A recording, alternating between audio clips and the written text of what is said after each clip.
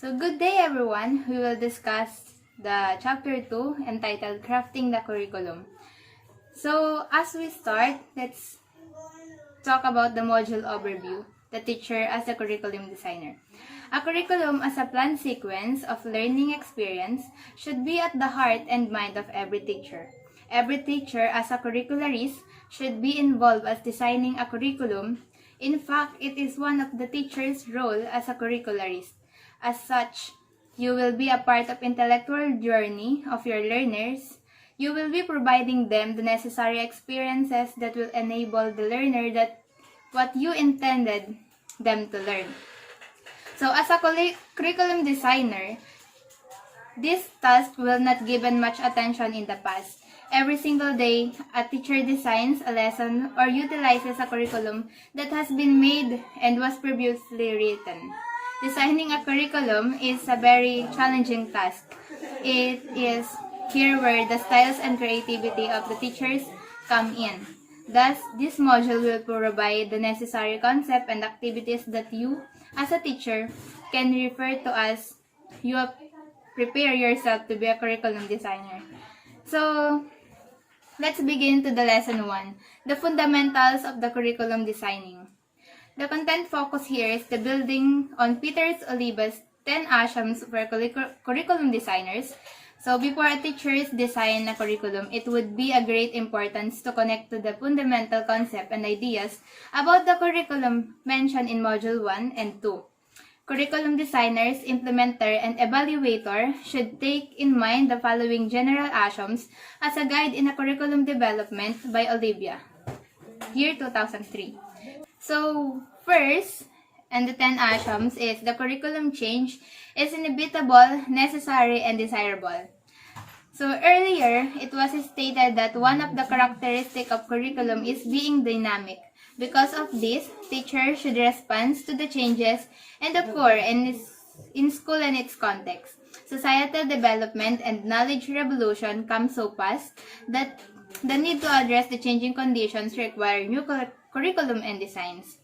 So the second one is the curriculum is a product of its time. So a relevant curriculum should respond to change brought about the current social forces, philosophical positions, and psychological principles, new knowledge and educational reforms. This is also called timeless. So third is the curriculum change made earlier can exist currently with the newer curriculum changes. A revision in the curriculum starts and ends slowly. More often, curriculum is gradually phased in and phased out. Thus, the changes can coexist oftentimes, so overlap for long periods of time. So fourth is the change depends on people who will implement the change. So teachers who will implement the curriculum should be involved in its development. Hence, should know how to design a curriculum. So because the teachers are the implementers of the curriculum, it is best way that they should design and own the changes of the curriculum. This will ensure the effective and the long-lasting change. So the fifth is curriculum development is cooperative group activity. So group decision in one aspect or in some aspect of the curriculum development are suggested. Consultation and stakeholders, when possible, will add to the sense of the ownership. Even learners should participate in some aspect of curriculum designing. So, any significant changes in the curriculum should involve a broad range of stakeholders to gain their understanding, support, and input. So, next is the sixth, or the number 6, which is the curriculum development, is a decision-making process made from the choice of alternatives. A curriculum developer or the designer must decide what context to teach, philosophy or point of view to support, how to provide a multicultural groups, what happen or strategies, and what type of evaluation to use. So the 7 is curriculum development is an ongoing process. So continuous monitoring, examination, evaluation, and improvement of the curricula are to be considered in the design of the curriculum. As the needs of learner change, as the society change, and the new knowledge and technology appear, the curriculum must change it too. So, next is the curriculum development is more effective if it is a comprehensive process rather than piecemeal. So, a curriculum design should be based on the careful plan, should clearly establish intended outcomes, support resources, and needed time available. It should equip teaching staff pedagogically. So, next is the curriculum development is more effective when it follows a systematic process. A curriculum design is composed of desired outcomes, subject matter contents, complemented with reference, set of procedures, need materials and resources, and evaluation procedure which can be placed in the metrics. So lastly is the curriculum development starts from the curriculum is. So curriculum planners and designers should begin the existing curriculum. An existing design is one good starting point for any teacher who plans to enhance and enrich a curriculum. So building upon the ideas of Olivia, let us continue learning how to design a curriculum by identifying its components. For most curricula, the major components or elements are answers the following questions. So firstly is what learning outcomes need to be achieved. So it is the intended learning outcomes. What content should be included to achieve the learning outcomes or the subject matter. So the third one is what learning experience and resources should be employed, or the teaching learning methods. And the last one is how will the achieved learning outcomes be measured, or the assessment of the achievement learning outcomes. Following discussion will be discussed by one of our group mates. Thank you.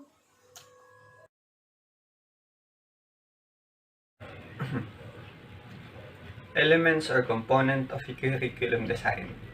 There are many labels or names for curriculum design. Some would call it syllabus or a lesson plan. Some would call it a unit plan or a course design rather. Whatever is the name of the design, the common component for all of them are almost the same. However, some school institution or department may add another minor parts of or trimming to the design. Let us take the lesson plan as a mini-scale curriculum. A lesson plan or a teaching guidelines which include the behavioral, objective, or intended learning outcomes, which it begins with the end in view. The objective or intended learning outcomes are the reason for undertaking the learning lesson from the student point of view. It desires learning outcome that is to be accomplished in a particular learning episodes, engaging by the learners under the guidance of the teacher. As the curriculum design, the beginning of the learning journey is the learning outcomes to be achieved. In this way, both the learning and the teacher are guided by what to accomplish. According to Anderson and Cratwell 2013, the behavioral objectives, intended learning outcomes, or desired learning outcomes are expressed in action word found in revised Bloom taxonomy of objectives. For the development of the cognitive skills, for the affective skills, and the taxonomy made by Cratwell, and for the psychomotor domain by Simpson, this statement should be SMART: specific, measurable, attainable, result-oriented, and time-bound. For a beginner, it would help if you provide the condition, performance, and extent level of performance in the statement of the intended learning outcomes. Let's have an example. If a lesson intends the student to identify the parts of a simple flower as is stated in the desired learning outcomes, then students should have identified the parts of a simple flower at the end of a lesson. Sometimes the phrase intended learning outcome is used to refer to the anticipated result after completing the planned activity or lesson. In framing learning outcomes, it's good to practice express each other outcomes in terms of what successful student will be able to do. For example, rather than stating student will be able to experience or to explain the reason why it should be, student must have explained the reason why. This helps student to focus on what they have to achieve as learning. It will also help curricularists devise appropriate assessment tasks. Different kind of outcomes. The most common are cognitive objective, learning facts, theories, formulas, principle, and etc. And performance outcomes, learning how to carry out procedures, calculation, and processes, which typically include gathering information and communicating results. In some extent, affective outcomes are important too to developing attitude or values. Example, those required as a person and for a particular professions. The second teaching guide is the content or subject matters. The content of the lesson or unit is the topic or subject matters that will be covered. In selecting content, you should bear in mind that the following principle, in addition to those mentioned about the content in previous lesson. Subject matter should be relevant to the outcomes of the curriculum. An effective curriculum is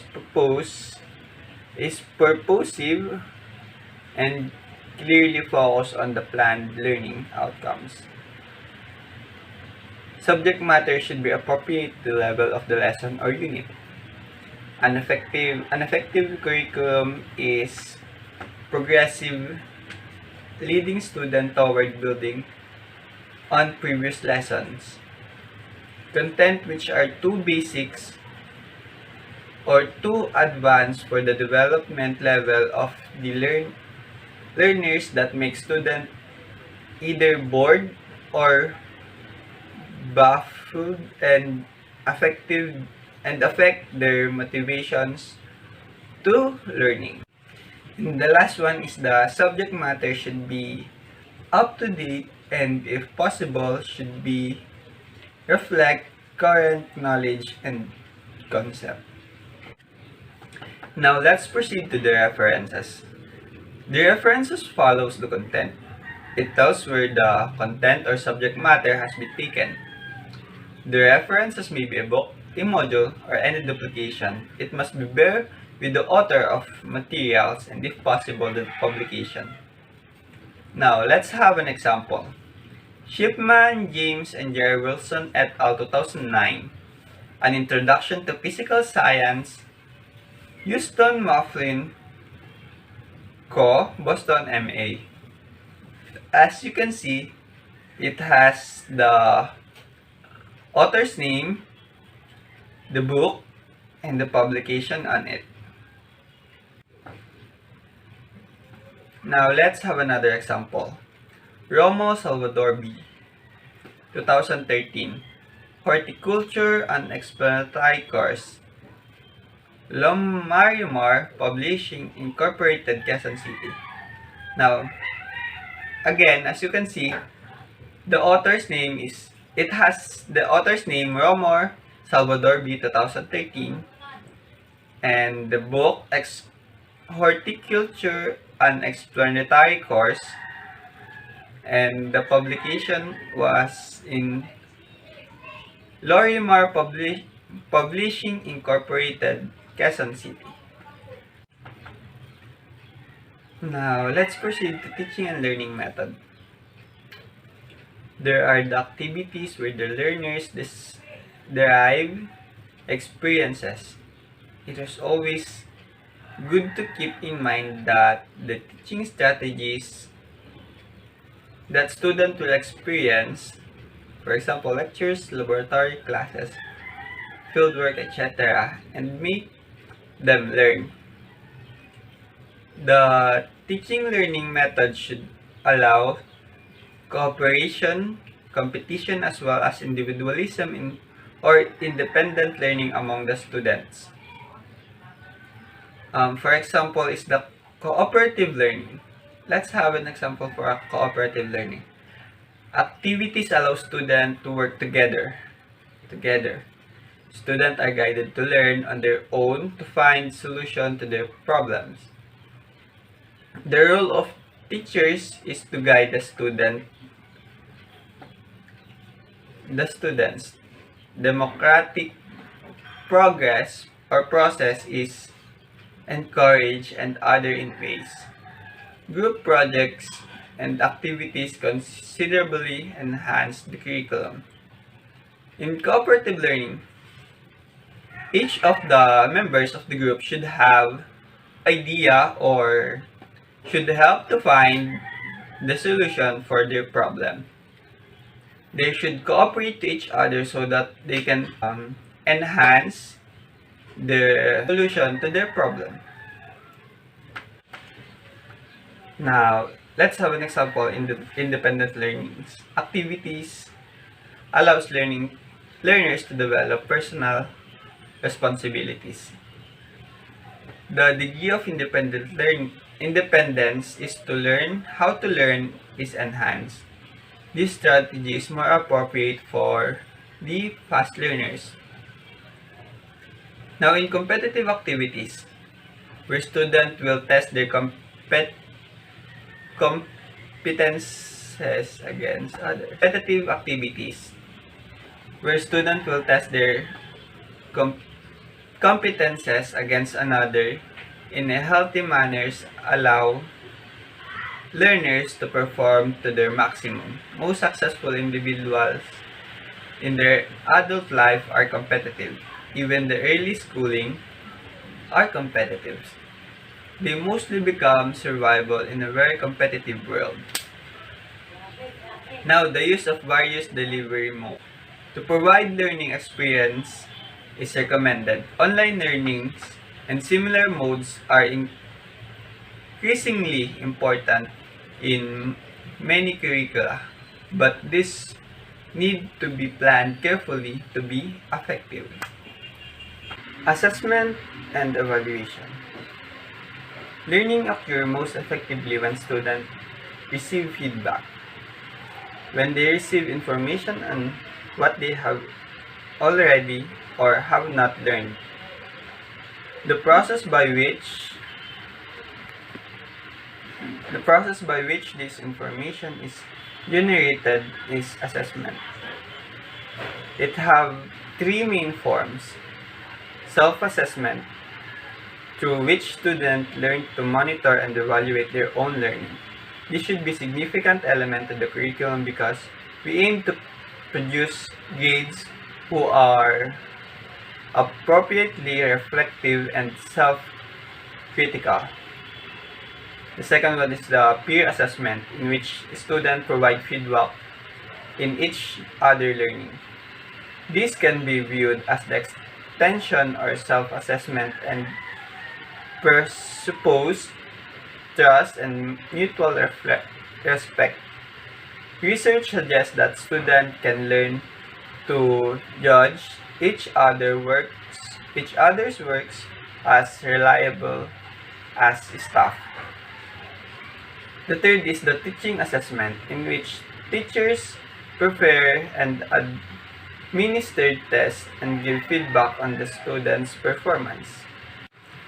Assessment may be formative, providing feedback to help students learn more, or summative, expressing a judgment on the student achievement by reference to stated criteria. Many assessment tasks involve an element of both. Example, an assessment that is marked and returned to the student will be detailed comment. Summative assessment usually involves the allocation of marks or grade. This helps the teacher make decisions about the process, the progress, or performance of the student. Students usually learn more by understanding the strengths and weaknesses of their work than by knowing the mark of grade given to it. For this reason, summative assessment tasks include unseen examination should include an element of formative feedback if possible. Now, let's have a self-reflect. For those students who have listened to this topic, please provide answer to the incomplete sentence about this lesson on fundamental of curriculum design or crafting a curriculum. The first one is that I realize on what you have realized in this topic. 2 is I feel that. You can express what you feel about this topic. And the lastly is the I need to do to make yourself better. And that's all. Thank you.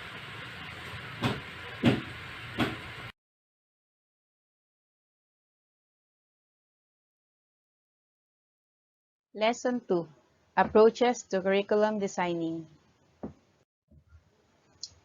Types of Curriculum Design Models. There are 3 types of curriculum design models. There are many ways of looking at curriculum and designing one. For our own purposes, let us focus on the most widely used examples. Let's start with the subject-centered design. Subject-centered design. This is a curriculum design that focuses on the content of the curriculum. The subject-centered design corresponds mostly to the textbook because textbooks are usually written based on the subject or course.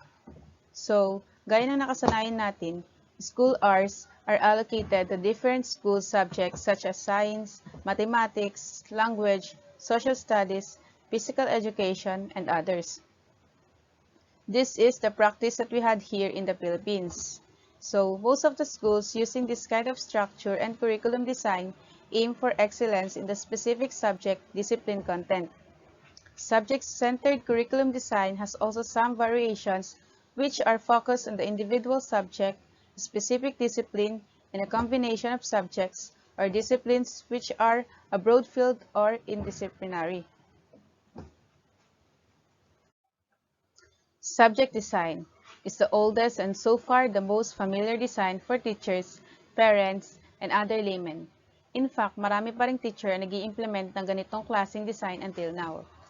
According to the advocates, subject design has an advantage because it is easy to deliver. Textbooks are written and support instructional materials are commercially available. Ibig sabihin, maraming available sa bookstore and marami ring available sa internet. Teachers are familiar with the format because they were educated using also the design. In the Philippine educational system, the number of subjects in the elementary education is fewer than in the secondary level. Sa college naman, the number of subjects also differs according to the degree programs being pursued. For each subject, a curriculum is being designed. However, the drawback of this design is that sometimes learning is so compartmentalized. It stresses so much the content and forgets about students' natural tendencies, interests, and experiences. Discipline design. This curriculum design model is related to the subject design. However, while the subject design centers only on the cluster of content, discipline design focuses on academic disciplines.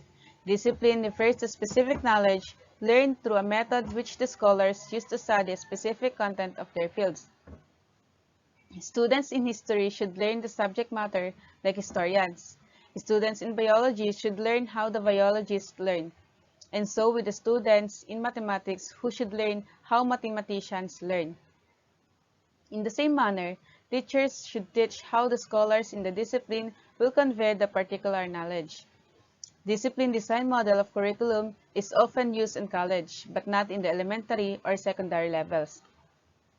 So from the subject-centered curriculum moves higher to a discipline when the students are more mature and are already moving towards their career path, or disciplines as science, mathematics, psychology, humanities, history, and others. So to make the long story short, discipline design is far broader compared to the subject design. Third, we have correlation design. Coming from a core, correlated curriculum design links separate subjects design in order to reduce fragmentation. Subjects are related to one another and still maintain their identity. For example, English literature and social studies correlate well in the elementary level. In the two subjects, while history is being studied, different literary pieces during the historical period are also being studied. The same is true when science becomes the core, mathematics is related to it, as they are taken in chemistry, physics, and biology.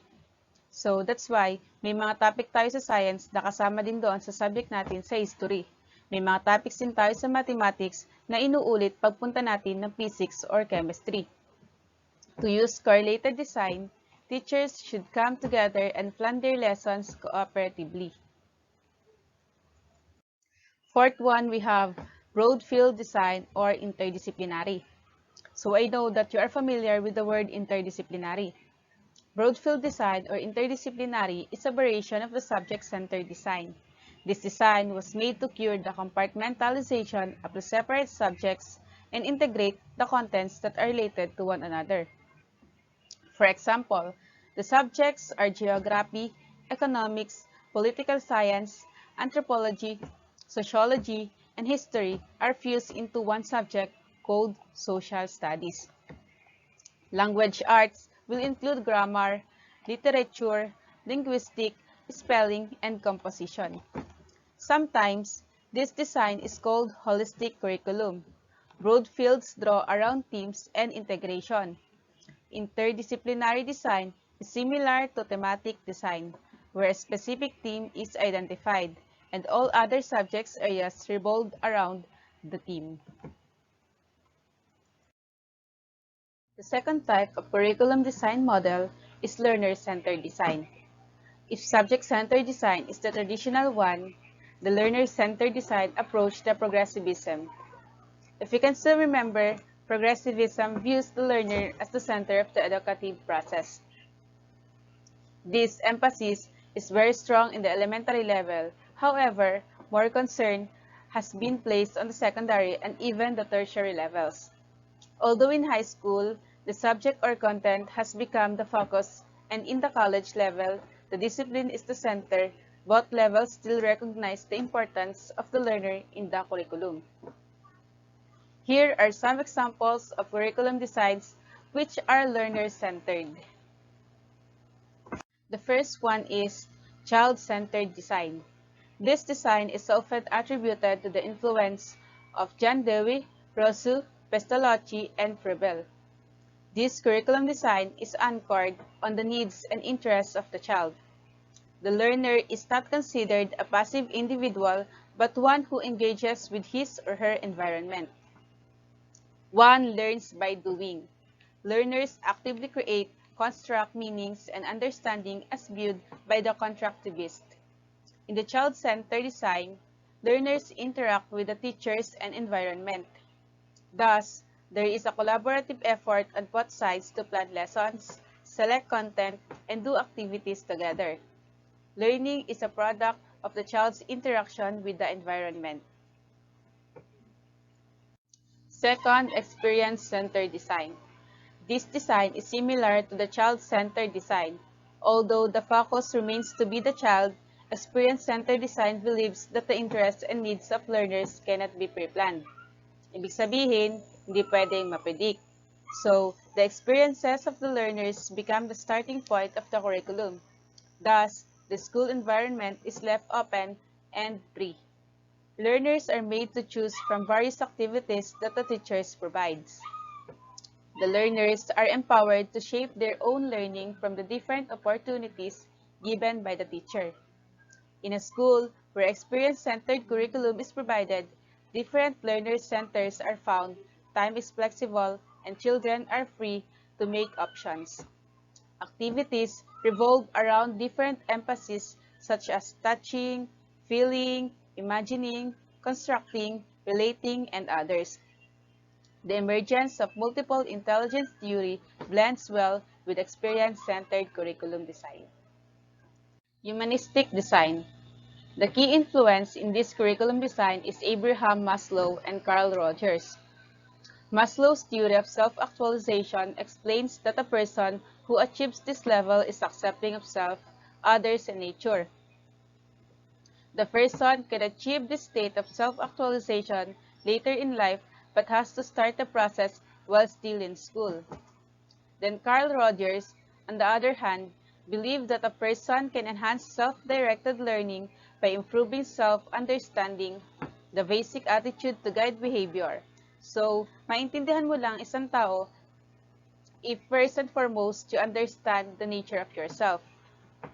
Now, in humanistic curriculum design, the development of self is the ultimate objective of learning. It stresses the whole person and the integration of thinking, feeling, and doing.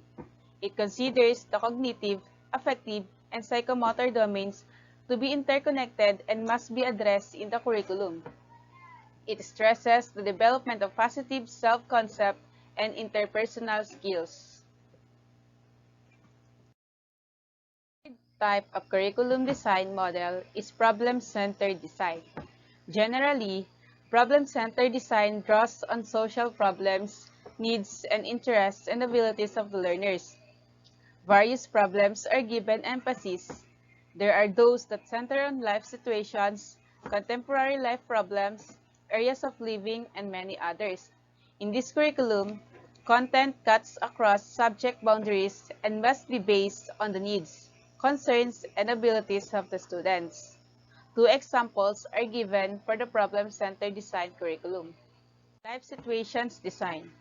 The contents are organized in ways that allow students to clearly view problem areas. It uses the past and the present experiences of learners as a means to analyze the basic areas of living. As a starting point, the pressing immediate problems of the society and the students' existing concerns are utilized. The connection of subject matter to real situations increases the relevance of the curriculum. Core problem design. Another example of problem-centered design is core design. It centers on general education and the problems are based on the common human activities. The central focus of the core design includes common needs, problems, and concerns of the learners. So, those are the examples of curriculum design. Actually, marami pa sana, pero it's up to you if you're going to pursue further research. Approaches to curriculum design. How will a particular design will be approached by the teacher? After writing a curriculum based on the specific design, let us see how a teacher will approach this.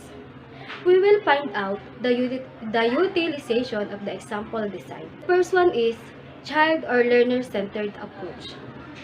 This approach to curriculum design is based on the underlying philosophy that the child or the learner is the center of the educational process.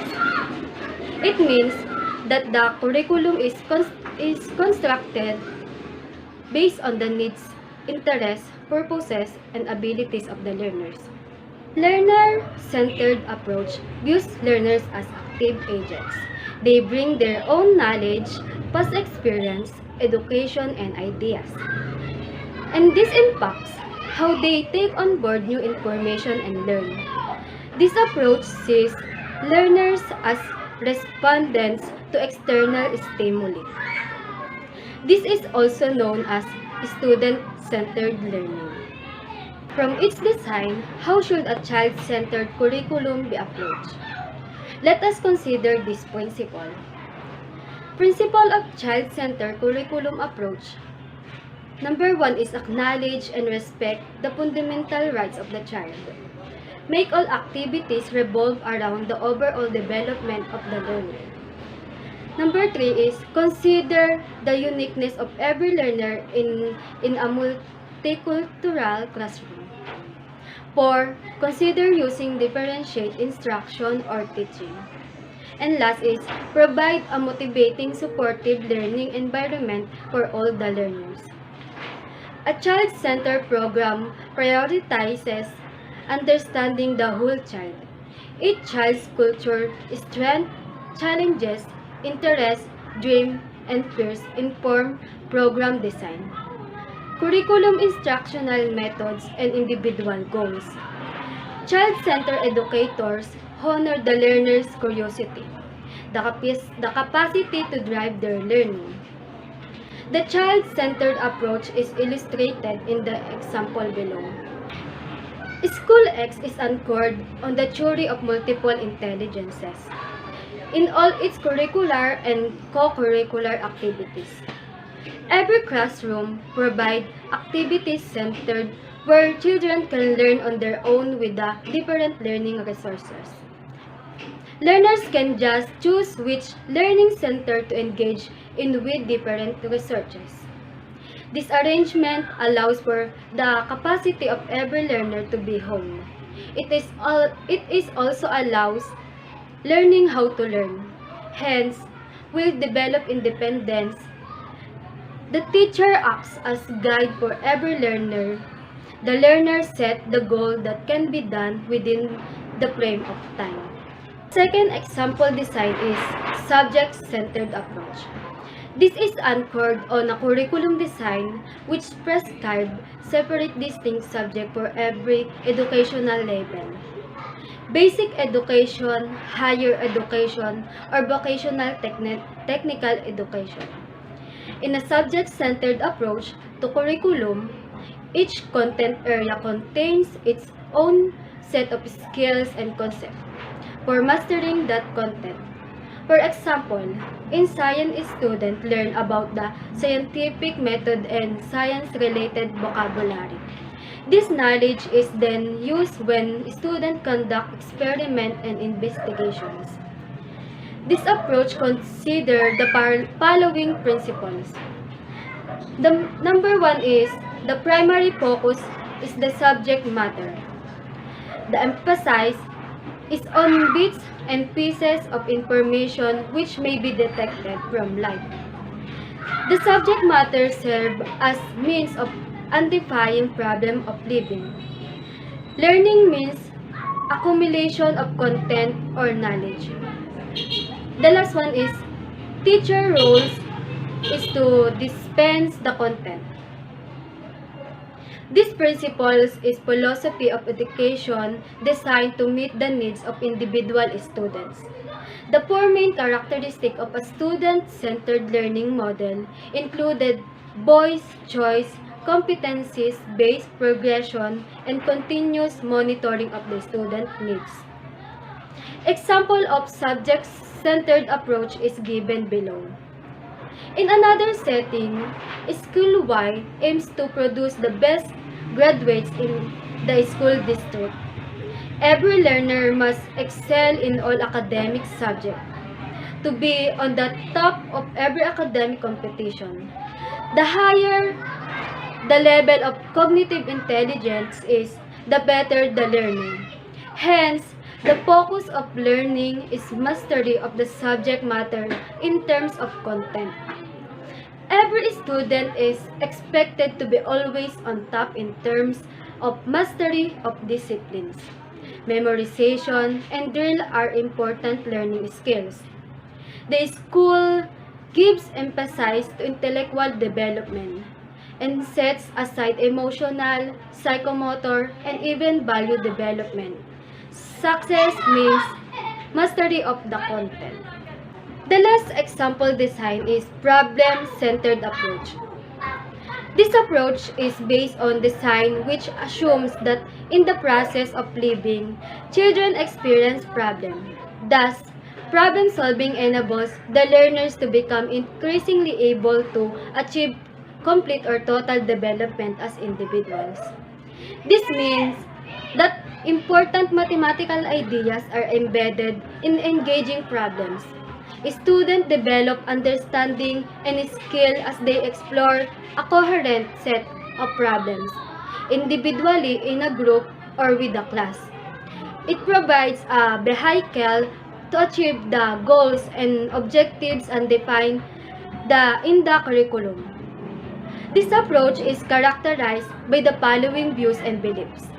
The first one is the learners are capable of directing and guiding themselves in resolving problems, thus developing every learner to be independent. The learners are prepared to assume the civic responsibilities through direct participant in different activities. And last is the curriculum leads the learners in the recognition of concern and problems in seeking solution. Learners are problem solvers themselves.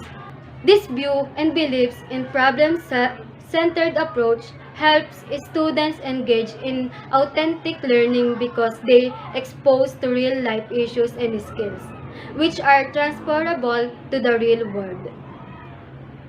Example of problem-centered approach is presented below. School Z believes that a learner should be trained to solve real-life problems that come about because of the needs, interests, and abilities of the learners. Problems persistent in life and society that affects daily living are also considered. Most of the school activities revolve around finding solutions to problems like poverty, drug problems, climate change, natural calamities, and many more. Since the school is using a problem-based design, the same approach is used. Case study and practical work are the teaching strategies that are utilized. Problem-centered approach has become popular in many schools. We have given example of curriculum design and the corresponding approaches. Again, the choice of the design is influenced by philosophical and psychological beliefs of the designer. It is very important that, as a curricularist, you will able to understand the different design models and how to approach each one. Good day everyone, I am Mark Angelo Timozo, one of the presenter of Lesson 3, which is Curriculum Mapping. What is curriculum mapping? Curriculum mapping is a process or procedure that follows curriculum designing. It is done before curriculum implementation or operationalization of the written curriculum. So curriculum mapping is done before curriculum implementation or the operationalization like written curriculum. This process was introduced by Heidi Hayes Jacobs in 2004 in her book Getting Results with Curriculum Mapping, ASCD 2004. This approach is an ongoing process or work in progress. It is not a one-time initiative but a continuing action, which involves the teacher and other stakeholders who have common concerns. Curriculum mapping can be done by teachers alone, a group of teachers teaching the same subject, the department, and the whole school or district or the whole educational system. Some curricularists would describe curriculum mapping as making a map to success. Ito yung mga common questions na tanong ng mga different stakeholders like teachers, colleagues, parents, school officials, and community as well. The first one is, what do my students learn? Ano ba yung mga matututunan ng estudyante? Ano ba yung kailangang matutunan ng estudyante? What do they study in the first quarter? Ano ba yung pag-aaralan nila in the first quarter? So in curriculum mapping, doon makikita kung ano yung mga pag-aaralan nila sa loob ng first semester or first quarter. What are they studying in the school throughout the year? So yun na nga, in curriculum mapping, doon makikita kung ano ba yung pag-aaralan ng mga estudyante throughout the year. Do my co-teachers who handle the same subject, cover the same content, achieve the same outcomes, use similar strategies? So as an educator, pareho ba sila ng itinuturo? Na-cover ba nila yung same content? They both achieve the outcomes or the learning outcomes. They both use the similar strategies. Pareho ba sila ng strategies sa pagtuturo? So in curriculum mapping, dun makikita if the both teachers improve the teaching process or way of teaching. How do I help my students understand the connections between my subjects and other subjects within the year, next year? So, paano ba matutulungan ng isang educator or teacher ang isang estudyante to understand the connections between her subject to other subject within the year or next year? Curriculum mapping may be able to answer these questions. Furthermore, mapping will produce a curriculum map, which is a very functional tool in curriculum development. Curriculum mapping process. There are many ways of doing things according to what outcome one needs to produce. This is also true with curriculum mapping. So, here is the example A or example 1. First one is make a matrix or a spreadsheet. So, kailangan mo natin gumawa ng spreadsheet or matrix. Place a timeline that you need to cover. So, ano lang ba yung nilalaman or yung topic na kailangang naka-cover ito ba in 1 quarter, 1 semester, or even a year. This should be dependent on time frame of a particular curriculum that was written. Enter the intended learning outcomes, skills needed to be taught or achieved at the end of teaching. So, ano yung mga intended learning outcomes na kailangang ituro or ma-achieve at the end of the teaching. Enter in the same matrix the content areas, subject areas to be covered, aligned, and name each resource available such as textbooks, workbooks, module next to subject areas. Enter the teaching learning methods to be used to achieve the outcomes. Yung mga methods. Aligned and enter assessment procedure and tools to the intended learning outcomes, content areas, and resources. Circulate the map among all involved personnel for their inputs. Revise and refine map based on suggestions and distribute to all concerned. So after the accomplishing the map, so kailangan nating i-revise o ano ba yung kailangan idagdag or ibawas based on the suggestions of the distribute to all concerned. Example B, for a degree program in college. First one is spreadsheet. So, identify the degree or program outcomes. Example is BE Ed or BS Ed. Identify the subject or courses under the degree. Example is Gen Ed, Prof Ed, or major for BS Ed. List the subjects along the vertical cells or matricing of logical or chronological order. List the degree program outcomes along the horizontal cell. Use code as PO1, PO2. If outcomes are too long to fit in the cell. PO means program outcomes. Cross the subject and the outcomes and determine if such subject accomplishes the outcomes as either learned, performed, or given opportunity. Place the code in the corresponding cell. Fill up all cells. After accomplishing the map, use it as a guide for all teacher teaching the course for students to complete the degree in 4 years. So, pagkatapos nga ng na-accomplish yung map, it will serve as the guide for all teacher teaching the same course or the same subject. The curriculum map.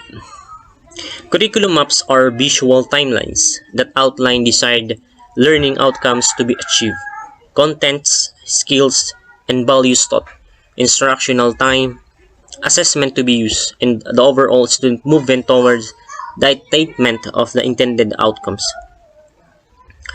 So ito yung curriculum maps is are visual timelines. So ito na yung pinaghati-hati. For example, in the first grading, second grading, third grading, fourth grading for grade 1, for grade 2, for grade 3, for grade 4, for grade 5, grade 6. Because our curriculum is our spiral, dapat dun muna tayo sa basic. Basic muna ang kailangang matutunan ng isang estudyante or isang bata bago pumunta or tumuntong sa higher level to a more abstract or to a more complex. Curricular maps may be simple or elaborate that can be used by individual teacher, a department, the whole school or educational system. A map is geared to a school calendar. So, yun na nga, kailangan nakaplano. Kailangan nakaplano kung ano yung mga kailangang matutunan ng estudyantes sa taong iyon. And dapat naka-include yung content na kailangan lamang ituturo para hindi maghalo-halo or mag-overlap na yung mga content na ituturo sa mga bata. Curriculum maps provide quality control of what are taught in schools to maintain excellence, efficiency, and effectiveness. It is intended to improve instruction and maintain quality of education that all stakeholders need to be assured. So, ina-assure ng curriculum maps na ma-attain natin yung excellence, efficiency, and effectiveness. So, curriculum map is a guide for us to the goal or objectives that to be achieved. So sometimes parents and teachers would ask questions like, why is my friend's son studying decimal in Mr. Bernardo's class and my own son is not studying the same in Miss Julia's class when they are of the same grade level? Or why do some of my students recognize the parts of speech while others are totally lost? So pinapakita dito na, for example, in grade 3, dapat ganito lang yung pinag-aaral nila, dapat ganito lang yung matutunan nila. And in grade 1, dapat ito yung pag-aaral, dapat dito muna sila sa basics bago sila pumunta in the next level or next grade level. And pinapakita rin dito na bakit si ganto ito na yung tinuturo, bakit si ganto na ang itinuturo. Pareho lang naman sila ng subject, pareho lang naman sila ng grade level. So in curriculum mapping, dapat pareho yung content na itinuturo para dun sa goal or sa learning outcomes na kailangang ma-achieve. Parents, teachers, and the whole educational community can look at the curriculum map to see that intended outcomes and content are covered. So, ganun pa rin, dapat nga, for example, in a grade level, kung ano lang yung content na naka-include, dapat ganun lang yung matututunan nila. Dapat kung basics for grade 1 sila, dapat basics muna yung kanilang pag-aaralan bago silang tumungtong sa higher level.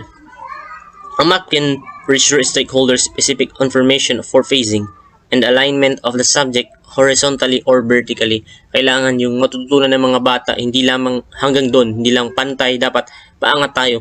May process na nangyayari. It will also avoid redundancy in consistencies, misalignment. Courses that are not correctly aligned will allow teachers to quickly assess the mastery of the skills in the previous grade to avoid unnecessary reteaching. So, yun na nga, dito, in curriculum mapping, ma-avoid na yung mga redundancy, consistencies, and misalignment. Good day, everyone. My name is Cherry Jane Camacho, one of the presenter of Lesson 3, the curriculum mapping.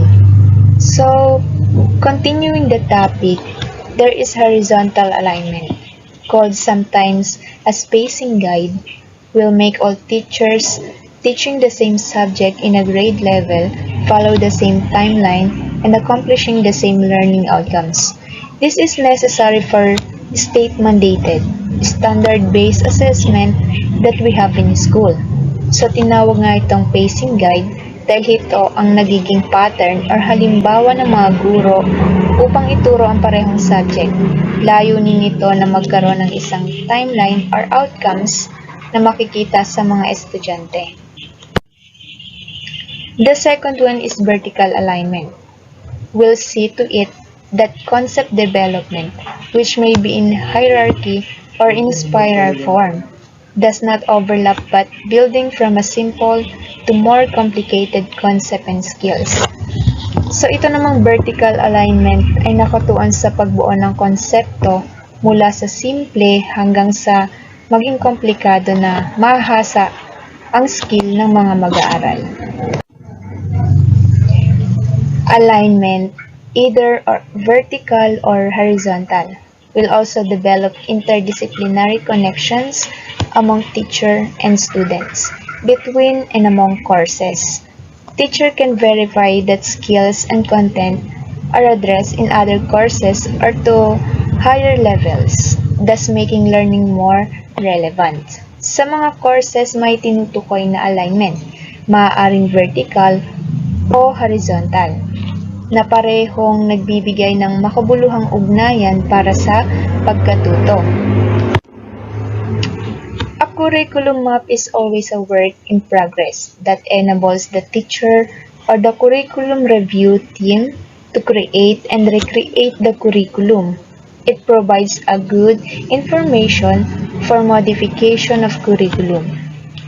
Changing of standards and competencies in order to find ways to build connection in the element of curricula.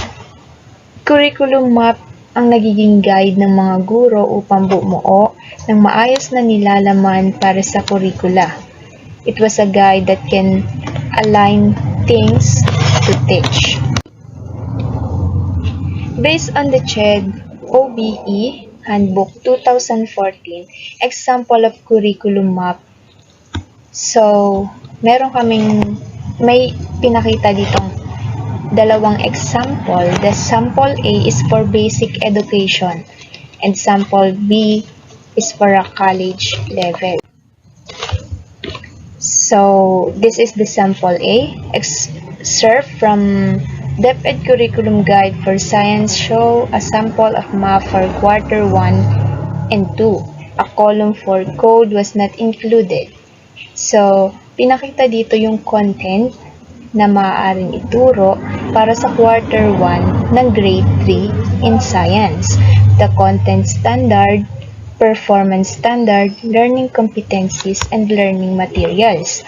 Makikita dito yung pattern or alignment ng bawat topic kung ano ang magiging learning outcomes na ine-expect para sa mga mag-aaral. So, this is the second quarter, second grading period or mga topic.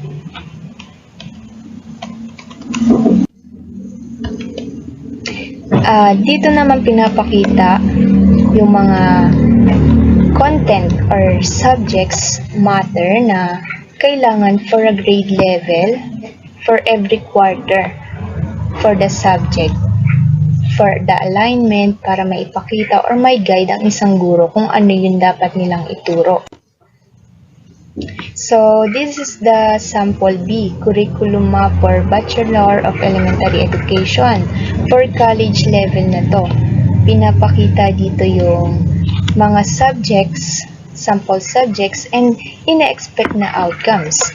Like PO1, may mga meaning yan, or may mga kaugnay na kahulugan.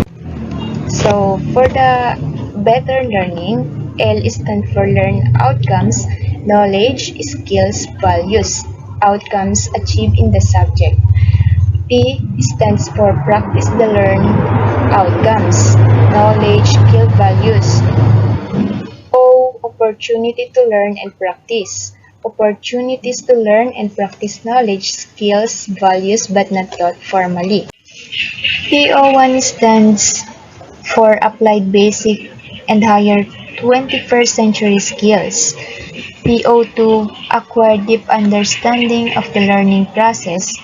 PO3, comprehended knowledge of the content they will teach. PO4, applied teaching process skills, curriculum designing, materials development, educational assessment teaching approaches.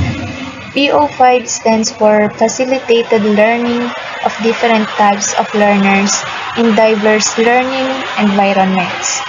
PO6 directed experiences in the field and classrooms, like observation, teaching, assistance, practice, teaching.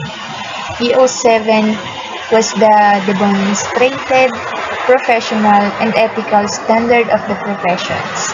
PO8 stands for demonstrated creative and innovative thinking and practice of alternative teaching approaches.